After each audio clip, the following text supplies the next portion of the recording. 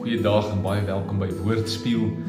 Ons lees vandag uit Johannes hoofstuk 2 en ek lees vir jou vers 11 wat sê: Hierdie eerste wonderteken het Jesus in Kana in Galilea gedoen. Hy het sy goddelike heerlikheid op so 'n manier sigbaar gemaak en sy disippels het in hom begin glo. Die tema vanoggend is begin glo. Die disippels het Jesus begin volg, maar hulle weet nog nie regtig wie hy is nie. Hulle ken hom nog nie baie goed nie.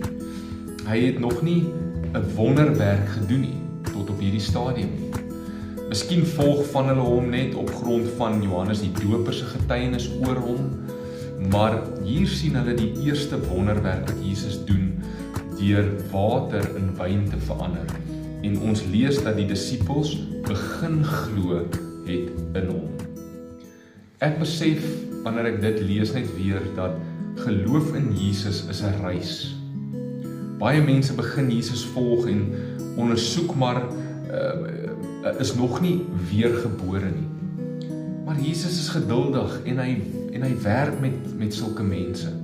Stelselmatig begin hulle glo en groei tot op 'n punt waar hulle oorgee, soos wat hulle meer van hom beleef, soos wat hulle meer van hom sien, soos wat hy meer van homself aan hulle openbaar. Met my is dit ook so dat ek soms net die begin van geloof oor 'n saak het. Maar soos wat ek saam met Jesus loop, leer ek om hom te vertrou, al hoe meer te vertrou, totdat ek totaal verteer word deur my geloof in hom. Geloof is nie 'n afgehandelde produk nie. Geloof is 'n reis, geloof is 'n verhouding. Kom ons wees geduldig met ander mense, soos wat hulle groei in hulle geloof, en kom ons hou ook nie opgroei in ons geloof nie, maar kom ons maak ook seker dat ons gereeld meer van Jesus beleef, toelaat dat hy meer van homself aan ons openbaar, en dat ons nie terugsit en sê, maar ek het nou genoeg geloof nie. Ek kan nog groei om nog meer en meer op Jesus te vertrou. Kom ons bid saam.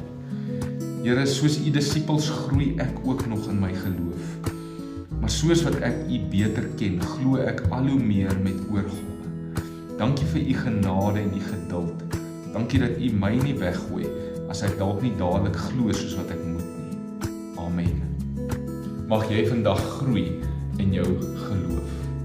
Tot volgende keer.